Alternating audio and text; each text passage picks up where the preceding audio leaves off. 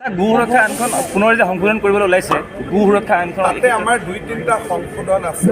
যেনেকুৱা যদি কোনোবা গৰু ধৰাত পৰে, আগতে অকল গৰুটো জব্দ কৰে, এতিয়া আমি সংশোধন আনিব খুজিছোঁ যে গাড়ীখনো আমি বিক্ৰী কৰি দিব পাৰিছোঁ। আগতে আছিল অকল গৰুটো ধৰিলোঁ গাড়ীখন আমি জেলত থ'ব পাৰোঁ।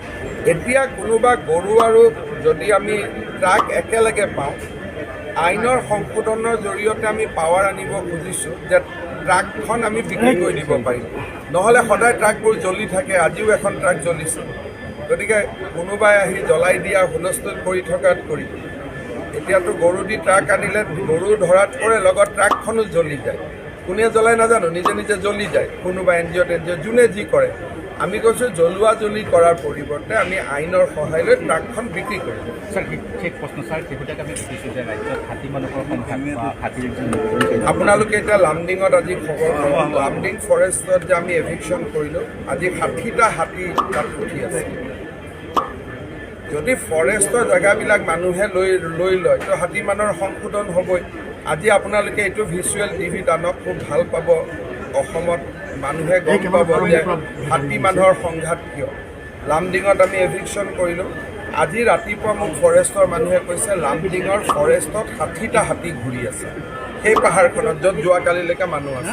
স্যাৰ গো সুৰক্ষা আইনখন পুনৰ যে সংশোধন কৰিবলৈ ওলাইছে, গো সুৰক্ষা আইনখন তাতে আমাৰ 2-3টা সংশোধন আছে। যেনেকুৱা যদি কোনোবা গৰু ধৰাত পৰে, আগতে অকল গৰুটো জব্দ কৰে, এতিয়া আমি সংশোধন আনিব খুজিছোঁ যে গাড়ীখনো আমি বিক্ৰী কৰি দিব পাৰিছোঁ। আগতে আছিল অকল গৰুটো ধৰিলোঁ গাড়ীখন আমি জেলত থ'ব পাৰোঁ। এতিয়া কোনোবা গৰু আৰু যদি আমি ট্ৰাক একেলগে পাওঁ, আইনৰ সংশোধনৰ জৰিয়তে আমি পাৱাৰ আনিব খুজিছোঁ যে ট্ৰাকখন আমি বিক্ৰী কৰি দিব পাৰিম। নহ'লে সদায় ট্ৰাকবোৰ জ্বলি থাকে, আজিও এখন ট্ৰাক জ্বলিছে। গতিকে কোনোবাই আহি জ্বলাই দিয়া হুলস্থুল কৰি থকাত কৰি এতিয়াতো গৰু দি ট্ৰাক আনিলে গৰু ধৰাত পৰে, লগত ট্ৰাকখনো জ্বলি যায়। কোনে জ্বলাই নাজানো, নিজে নিজে জ্বলি যায়। কোনোবা NGO যোনে যি কৰে।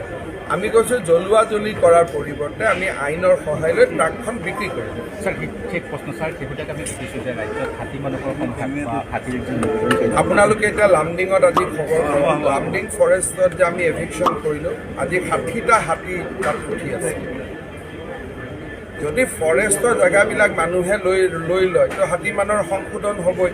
আজি আপোনালোকে এইটো ভিজুৱেল টিভিত আনক খুব ভাল পাব।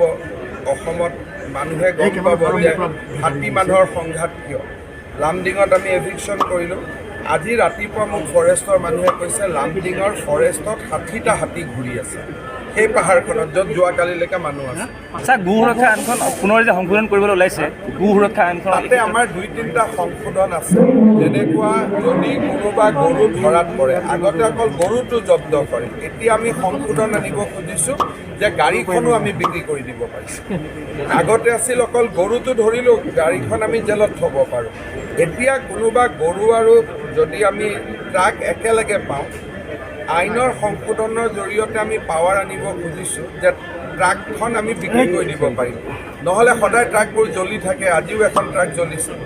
গতিকে কোনোবাই আহি জ্বলাই দিয়া হুলস্থুল কৰি থকাত কৰি এতিয়াতো গৰু দি ট্ৰাক আনিলে গৰু ধৰাত পৰে, লগত ট্ৰাকখনো জ্বলি যায়। কোনে জ্বলাই নাজানো, নিজে নিজে জ্বলি যায়। কোনোবা NGO যোনে যি কৰে।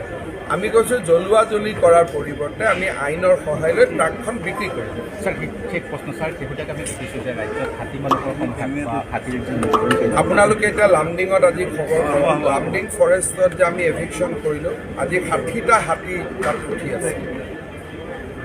যদি ফৰেষ্টৰ জেগাবিলাক মানুহে লৈ লয় তো হাতী মানুহৰ সংশোধন হ'বই। আজি আপোনালোকে এইটো ভিজুৱেল টিভিত আনক খুব ভাল পাব।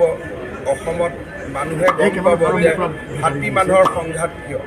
লামডিঙত আমি এভিকশ্যন কৰিলোঁ। আজি ৰাতিপুৱা মোক ফৰেষ্টৰ মানুহে কৈছে লামডিঙৰ ফৰেষ্টত 60টা হাতী ঘূৰি আছে, সেই পাহাৰখনত য'ত যোৱাকালিলৈকে মানুহ আছে। স্যাৰ গো সুৰক্ষা আইনখন পুনৰ যে সংশোধন কৰিবলৈ ওলাইছে, গো সুৰক্ষা আইনখন তাতে আমাৰ 2-3টা সংশোধন আছে।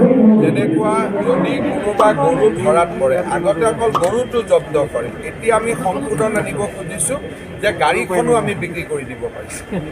আগতে আছিল অকল গৰুটো ধৰিলোঁ গাড়ীখন আমি জেলত থ'ব পাৰোঁ।